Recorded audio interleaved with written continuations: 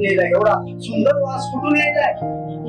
आणि ते तिच्या कशामध्ये असतं, बीबीचे जे देठ असतं ना त्याच्यामध्ये ते असतं, आणि तिलाच माहिती आहे की हा वास कुठून येईल. तसं देवानं तुमच्यामध्ये पवित्र आत्म्याचं सामर्थ्य, सेवकानं जेव्हा प्रार्थना केली त्याच वेळेस तुमच्यामध्ये ते सामर्थ्य आलेलं आहे, तो भित्रेपणा गेलेला आहे. पण आपण कधी कधी शोधतो की हे असं का व्हायलंय, ते तसं का व्हायलंय, आणि आपण घाबरत राहतो. जसं हारणी शोधत राहते वास तर चांगला येईल, एवढा सुगंध वास येईल तिच्यामध्येच आहे, पण ती इकडं तिकडं वास शोधत राहते, तिलाच कळणार ती कस्तुरी तिच्यामध्येच आहे, आणि तिला वाटायला एवढा सुगंध वास कुठून गेलाय. अहो तुमच्यामध्ये बी देवाने एवढा सुगंध दिलाय, एवढी अग्नी तुमच्यामध्ये देवाने पेटवली, ते पेटवा तुमच्यामधून बाहेर काढा, असा सुगंध तुमचा पडू द्या.